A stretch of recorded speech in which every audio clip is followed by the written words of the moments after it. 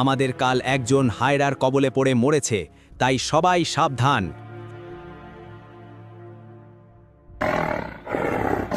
এই কি, এ তো একটা বাঘ পাশ কাটিয়ে পালিয়ে গেল।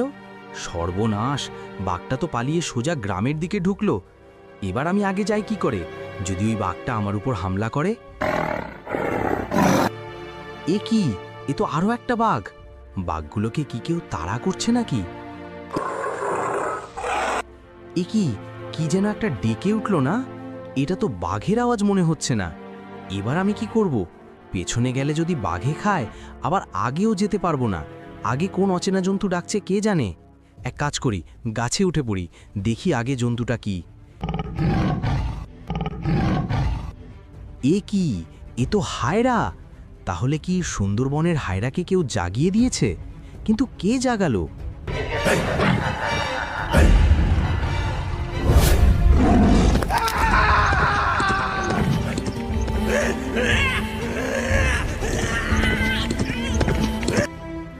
কমলবাবু, কিছু শুনতে পাচ্ছেন? স্যার, জঙ্গলে কেউ বিপদে পড়েছে মনে হয়। চলো তো একটু জঙ্গল থেকে ঘুরে আসি, দেখি এটা বাঘের কাণ্ড নাকি কোনো ডাকাতের কাণ্ড। যদি এটা কোনো ডাকাতের কাণ্ড হয়, ব্যাটাদের আজ উচিত শিক্ষা দেব। চলুন দারোগাবাবু, আর দেরি করা ঠিক হবে না, আমাদের এক্ষুনি যেতে হবে, না হলে ব্যাটাদের হাতে নাতে ধরতে পারবো না। চলো, কুইক।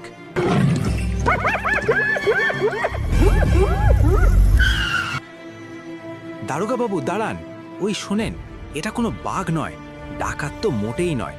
এই ভয়ঙ্কর শব্দ এই জঙ্গলে তো এর আগে কোনোদিন শুনিনি। এ কি হতে পারে? একটু পিছু নিয়ে দেখবেন নাকি? চলো একটু ভেতরে ঢুকে দেখি কি সে এমনভাবে ডাকছে।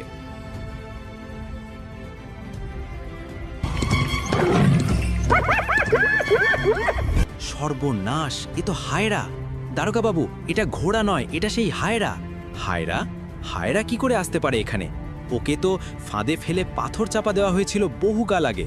দারোগাবাবু, পালাও পালাও।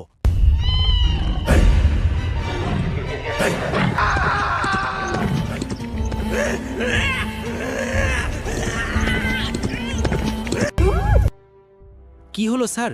কমলবাবু কই? আপনার সাথেই তো গেছিল কিছুক্ষণ আগে। কোথায় উনি? কমলবাবু আর বেঁচে নেই। কমলবাবুকে সেই হায়রাই মেরে ফেলেছে।